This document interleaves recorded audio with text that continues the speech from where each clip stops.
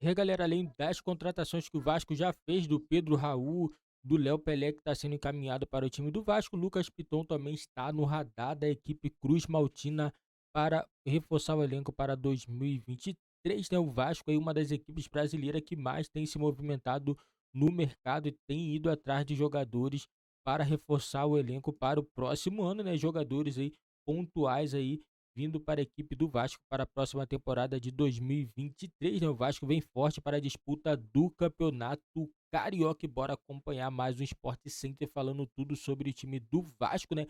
O técnico Maurício Barbieri vai contar com um time aí bem competitivo para o ano de 2023. E com muitas novidades para essa temporada. E não é só o Barbieri, o Vasco tá pegando um prédio e ainda tá fazendo a terraplanagem ainda. Não, tá. A coisa tem muito ainda. Então vamos chamar o nosso mestre de obras. Vamos lá. Cícero Melo, que entende tudo, hein? Não é?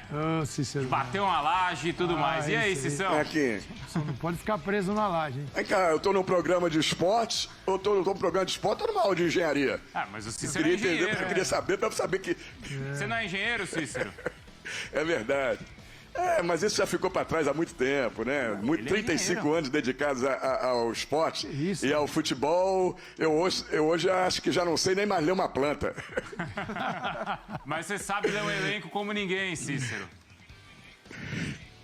É isso aí, Bruno. Vasco é um time que também, junto com o Fluminense, está movimentando demais o mercado aí antes da temporada de 2023. Agora, com a SAF, dinheiro está chegando, não é problema, né?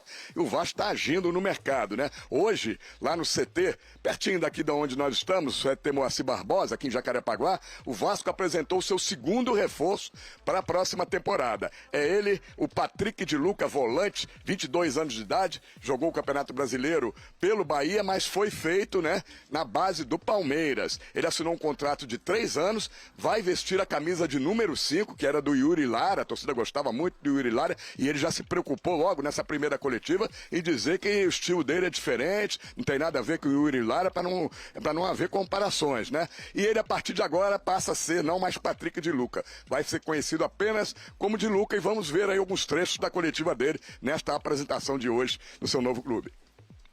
Tenho uma boa saída de bola, gosto de ver o jogo de frente, assim, tenho qualidade com a bola. Acho que, como o Paulo falou, são características diferentes da minha e do Yuri, mas a gente tem nossas potencialidades muito boas, então acredito que eu me encaixo bem nesse perfil do Barbieri, eu acho que no perfil que o Vasco busca agora também.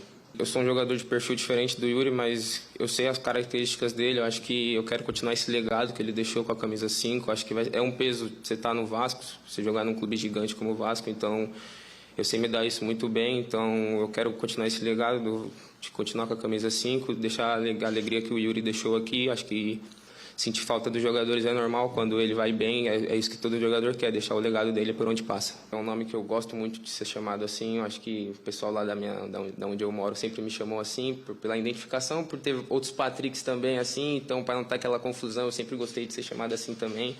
A gente sempre tem um apelido que é chamado, então assim eles me chamavam bastante lá.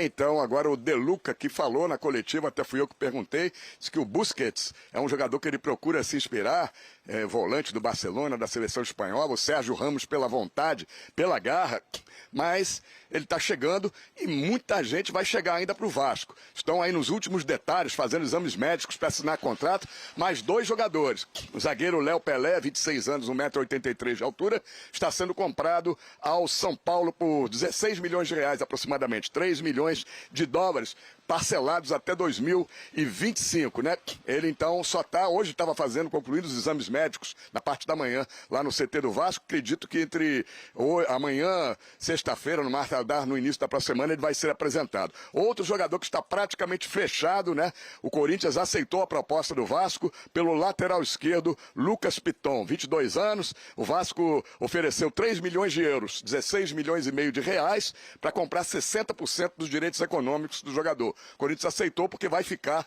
com 40% dos direitos econômicos. Ele jogou 108 jogos com a camisa do Corinthians e fez 2 gols, né? Agora, uma notícia que não é boa para a torcida do Vasco, né?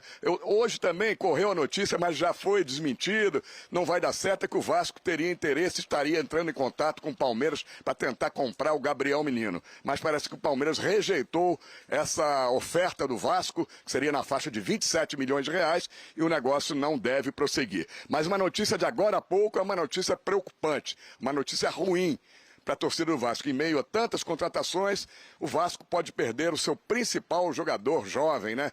Tá vindo da base, um garoto promissor, né? O Andrei Santos, volante de 18 anos, jogador da seleção brasileira, das seleções de base do Brasil, está convocado para o Sul-Americano Sub-20 na Colômbia, e ele está sendo negociado, a informação é do site UOL, né, para o Chelsea da Inglaterra. Muitos clubes da Europa estão interessados nele, mas quem está levando vantagem, parece que o negócio vai ser concluído.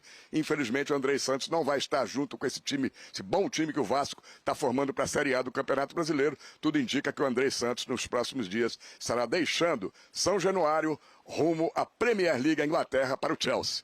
Voltamos aí aos estúdios com vocês em São Paulo. Um abraço a todos. Valeu, Cícero. Obrigado. É quase que inevitável, né? Segurar ou não deixar o Andrei sair, né? Porque é um grande jogador mesmo, né? Agora a questão é o seguinte, eu acho que hoje o Vasco tem a condição de barganhar mais. Né? Se fosse o Vasco de 2020... o Vasco que não conseguiu barganhar a permanência do Paulinho, por exemplo. É isso. Quem chegou, levou. Chega, leva, não tem muita discussão. Agora é muito mais uma questão de entender valores. O Andrei é um jogador para bater jogador grande. É um moleque com uma capacidade gigante. Não é só o Chelsea que estava atrás. Eu até li no Twitter do Lucas Pedrosa, que é um menino lá do Rio, que está sempre acompanhando o Vasco. Falou de Newcastle, que também tentou. O próprio City. Parece que para o City ele deu um passinho para trás porque ele viu os exemplos do Douglas, que não ficou. O próprio Kaique. Emprestando para os times satélites. E parece que o Chelsea foi quem... E assim, foi o que aconteceu com o Endrick, por exemplo. Tem jogadores que você sabe que o potencial é muito grande, então esses meninos acabam escolhendo o melhor projeto. Sim. Onde eles acham que eles vão se desenvolver melhor. Eu acho que está corretíssimo você olhar para isso. Agora é mais uma questão de valor, vamos ver quanto que se vão divulgar, se não vão. É um jogador que tem sim um bom valor.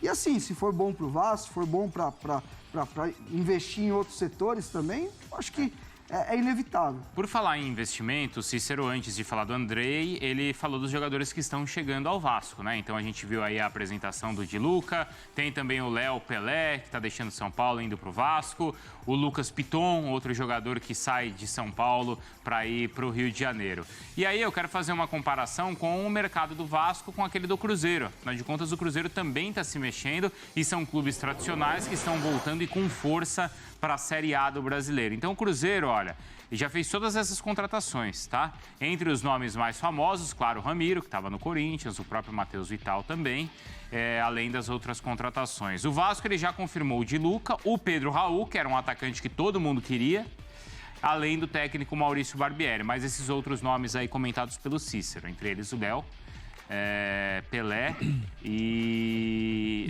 o Lucas Piton. Qual mercado está agradando mais você? Qual carrinho aí do mercado está agradando mais vocês, hein, Calçade? A gente, para falar de mercado desses dois, precisa entender a constituição desses dois clubes que agora são administrados por SAFs. O Cruzeiro foi para a segunda divisão, não é? Ele estava lá no fundo do poço. O Ronaldo resgata e o trabalho da Série A é iniciado na Série B. Então, o que a gente está vendo do Cruzeiro é um trabalho que já começou. No Vasco, é um trabalho que precisa começar. E ainda... Demorou um pouquinho. Não, exatamente, demorou. A própria SAF do Vasco perdeu o time da janela, sofreu na Série B. Eu não consigo enxergar ainda. Eu quero ainda... O público, quem nos assiste, precisa entender o seguinte. Quando a gente fala de SAF, não é que existe um modelo igual para todo mundo. Existe uma forma de negócio que a lei permite e que você vai do talento e da gestão de cada empresa que assume um clube. Eu ainda, em relação ao do Vasco, tenho algumas ressalvas. Preciso ver mais. Preciso observar mais. Não tenho ainda, não consigo enxergar a consistência de quem realmente faz parte do mundo do futebol. Tenho essa... Eu prefiro aguardar. Pedro Raul, acho ótima contratação. Léo Pelé e Piton, me parece que o Barbieri já disse que vai jogar com 3 zagueiros aí. De repente é um lado esquerdo que ele está armando. Então, você imagina que vem da cabeça do treinador, você tem que seguir o treinador e vai ao mercado. Mas a constituição da SAF do Vasco, eu ainda quero esperar um pouco mais de tempo para encontrar ou não uma certa firmeza nesse negócio. Do lado do Cruzeiro, isso já demonstrou. Você tem o Pessolano, que é um belíssimo treinador, fez um ótimo trabalho. Então, e não é o Ronaldo, assim, quanto é? 10, 20, 30, uma 40 agora? Tal. É diferente.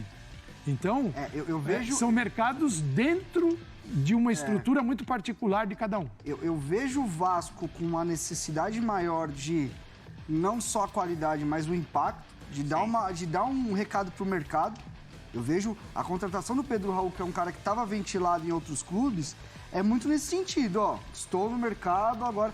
O Cruzeiro, eu já vejo um Cruzeiro confiando muito no processo do seu treinador, de uma estrutura que já está muito bem desenvolvida, porque o Cruzeiro nadou com braçadas na Série B, e inserir jogadores que vão acrescentar e tornar esse coletivo maior.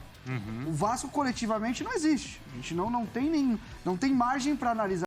É isso aí, o Vasco ainda está montando um elenco e o Cruzeiro começou a montar seu elenco a partir de 2022 desse ano, né, que já começou a trazer alguns jogadores, né. Claro, o Cruzeiro vem se reforçando porque sabe que o time que jogou em 2022 a Série B não é suficiente para jogar a Série A do Campeonato Brasileiro, senão vai sofrer novamente aí para poder conseguir, né, ficar, né, na Série A. Então, com isso, o Cruzeiro também vem se reforçando, assim também como o Vasco também vem se reforçando, né, para tentar manter um elenco aí mais competitivo e quem sabe aí poder brigar por alguma coisa no Campeonato Brasileiro, Copa do Brasil e quem sabe aí ficar numa boa colocação e conseguir uma vaguinha na Sul-Americana ou até mesmo na Libertadores do próximo ano. E lembrando, né, que o objetivo principal também dessas equipes é conseguir fazer um bom campeonato estadual. Agora em janeiro inicia os campeonatos estaduais, né, a partir do dia 26 de janeiro. Então é muito importante que essas equipes consigam fazer bom campeonato para poder dar um impulso aí na competição que é o Campeonato Brasileiro e a Copa do Brasil. Galera, deixa nos comentários a opinião de vocês aí sobre as contratações do Vasco para a próxima temporada de 2023. Será que a SAF acordou de vez mesmo para as contratações, né? Já temos praticamente 3 jogadores contratados pelo Vasco e ainda deve vir novos jogadores ainda no restante desse ano. E em janeiro deve se movimentar muito mais aí as contratações da equipe do Vasco.